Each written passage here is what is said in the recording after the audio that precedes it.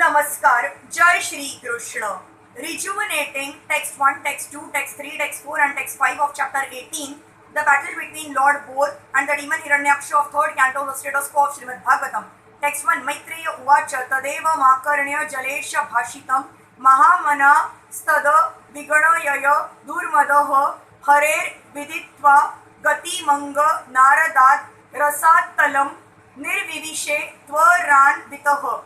Maitreya continued, the proud and falsely glorious Daitya paid little heed to the words of Varun.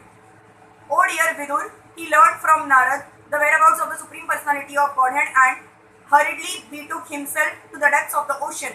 Materialistic warmongers are not even afraid to fight with their mightiest enemy, the Personality of Godhead.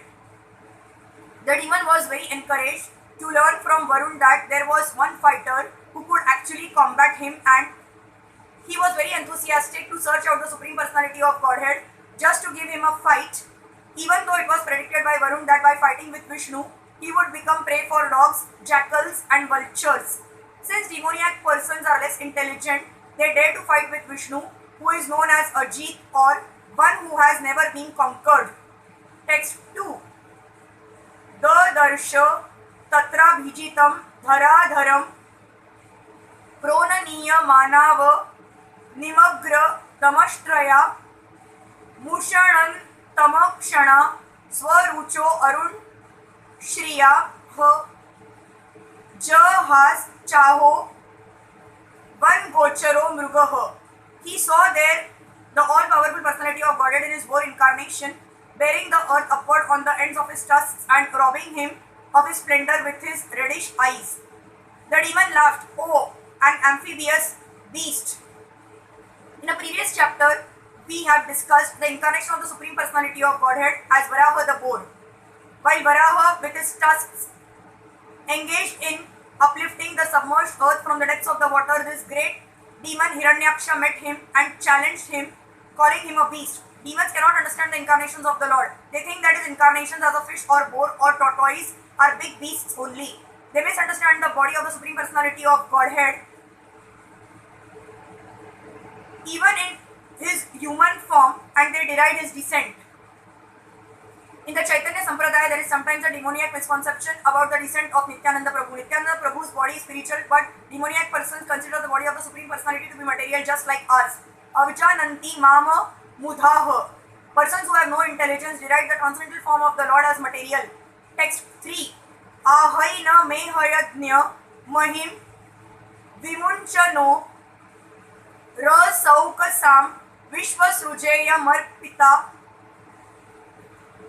न स्वस्ति यास्यस्य नया ममेक्षतः सुराध मासादित सुकराकृते. The demon addressed the Lord, O best of the demigods, dressed in the form of a boar, just hear me. This earth is entrusted to us, the inhabitants of the lower regions, and you cannot take it from my presence and not be hurt by me. Sridhar Swami, commenting on this verse, states that although the demon wanted to deride the personality of Godhead in the form of a boar, actually he worshipped him in several words. For example, he addressed him as Vana Gocharaha, which means one who is a resident of the forest, but another meaning of Vana Gochara is one who lies on the water. Vishnu lies on the water, so the Supreme Personality of Godhead can be properly addressed in this way. The demon also addressed him as Mrugaha, indicating unintentionally that the Supreme Personality is sought after by great sages, saintly persons and transcendentalists.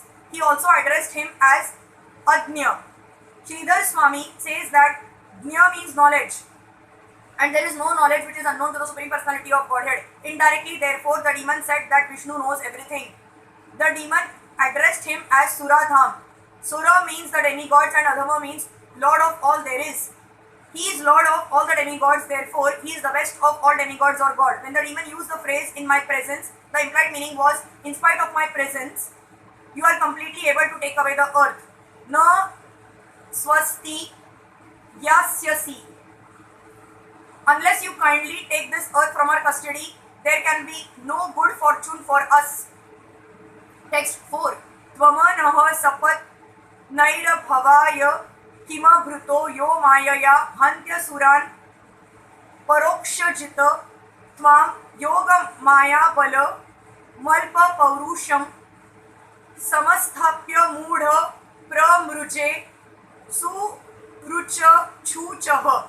You rascal, you have been nourished by our enemies to kill us, and you have killed some demons by remaining invisible. Oh fool, your power is only mystic. So today I shall enliven my kinsmen by killing you. The demon used the word abhavaya, which means for killing. Sridhar Swami comments that this killing means liberating, or in other words, killing the process of continued birth and death. The Lord kills the process of birth and death and keeps himself invisible. The activities of the Lord's internal potency are inconceivable, but by a slight exhibition of this potency, the Lord by his grace can deliver one from nescience. Shuchaha means miseries. The miseries of material existence can be extinguished by the Lord by his potential energy of internal Yoga Maya. In the Upanishads, Shvetasvatara Upanishad 6.8, it is stated, Parasya Shaktir Vividhaiva Shruyate. The Lord is invisible to the eyes of the common man, but his energies act in various ways. When demons are in adversity, they think that God is hiding himself and is working by his mystic potency. They think that if they can find God, they can kill him just by seeing him. Hiranyaksa thought that way, and he challenged the Lord. You have done tremendous harm to our community, taking the part of the demigods, and you have killed our kinsmen in so many ways, always keeping yourself hidden. Now I see you face to face, and I am not going to let you go. I shall kill you and save my kinsmen from your mystic misdeeds. Not only are demons always anxious to kill God with words and philosophy, but they think that if one is materially powerful, he can kill God with materially fatal weapons. Demons like Kansa, Ravan and Hiranyaksa thought themselves powerful enough to kill even God. Demons cannot understand that God, by his multifarious potencies, can work so wonderfully that he can be present everywhere and still remain in his eternal abode, Goloka Vrindavan. Text 5. Tvayi samasthite gadaya shirana shirshana yasamada bhuja chuttaya yecha tubhyam balim harantya rushayo yecha devaha swayam sarve na bhavishyantia mulaha. The demon continued, when you fall dead with your skull smashed by the mace hurled by my arms, the demigods and sages who offer you oblations and sacrifice in devotional service will also automatically cease to exist like trees without roots. Demons are very much disturbed when devotees worship the Lord in the prescribed phase recommended in the scriptures. In the Vedic scriptures, the neophyte devotees are advised to engage in 9 kinds of devotional service, such as to hear and chant the holy name of God, to remember him always, to chant on beads, Hare Krishna, Krishna Krishna, Hare Hare, Hare Ram, Ram Ram, Hare Hare, to worship the Lord in the form of his deity incarnation in the temples, and to engage in various activities of Krishna's consciousness to increase the number of godly persons for perfect peace in the world. Demons do not like such activity. They are always envious of God and his devotees. Their propaganda not to worship in the temple but simply to make material advancement for satisfaction of the senses is always current. The demon Hiranyaksa, upon seeing the Lord face to face, wanted to make a permanent solution by killing the personality of Godhead with his powerful mace. The example of an uprooted tree mentioned here by the demon is very significant. Devotees accept that God is the root of everything.